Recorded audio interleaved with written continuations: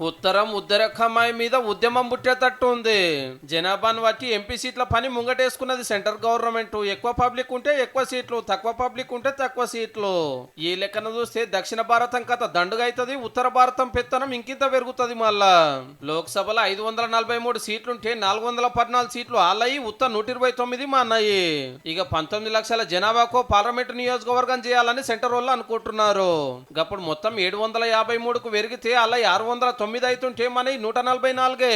17 ఎంపీలున్న తెలంగాణ, 25 ఎంపీలున్న ఆంధ్రాల 3 తమిళనాడులో 2, కర్ణాటకలో 8 మంది ఎంపీలు ఎక్కువైతే కేరళలో ఉన్న సీట్లకెళ్ళి 1 పోతుంది.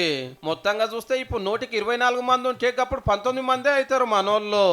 బీమారు రాష్ట్రాల సీట్లన్నీ పెంచుకొని దక్షిణాది అసలు సీట్లతోని ఓట్లతోనే పని లేకుండా శాశ్వతంగా బీజేపీ అధికారంలో ఉండాలని కుట్ర చేస్తుంది. ఇది తీవ్రమైన సంక్షోభాన్ని దేశంలో సృష్టించబోతుంది. దక్షిణ భారతం మొత్తంలో కలిపితే 15 సీట్లు పెరుగుతుంటే ఒక ఉత్తరప్రదేశ్ రాష్ట్రంలోనే 48 సీట్లు పెరుగుతున్నాయి అంటే చూడండిగా. బీహార్ 30, మధ్యప్రదేశ్ లో 29, మహారాష్ట్రలో 20, రాజస్థాన్ లో 19 ఎంపీలు ఎక్కువ అవుతున్నారు ఇప్పుడు ఉన్నోళ్ళ కంటే.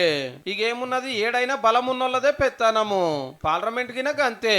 ఇప్పటికే మనల్ని చిన్నతనం చూస్తున్నారు, కావాల్సిన ఇస్తలేరంటే రేపు ఇంకింత అధ్వానమయ్యే డేంజర్ ఉంది. ఇదే ముచ్చట సెంటర్ మంత్రి అమిత్ షా సార్ అడిగితే లేలే సౌత్ ఇండియా సీట్లు దగ్గయ్యి అని మత్పరియబట్టే. दक्षिण के एक भी राज्य का एक भी सीट कम नहीं होगा. సీట్లు ఏం తగ్గవు అంటుడు అంటే ఏం పెంచననే కదా.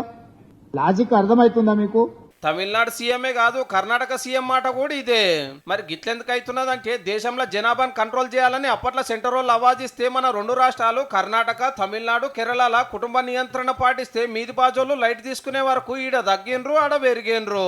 పబ్లిక్ బగ్గున్నారని పెద్ద రాష్ట్రాలని మనం కట్టిన పన్నుల పైకమంతా అటే ఖర్చు పెడతారని లొల్లి నడుస్తుంటే కొత్తగా ఇదొకటి. అంటే దేశం కోసం మంచిగా పోతే మనకే చెడయ్యే కథ అవుతుందన్నట్టు.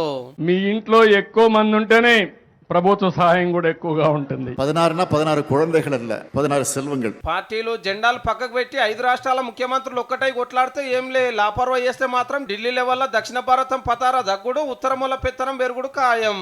చూడాలి మరి ఏం చేస్తారో.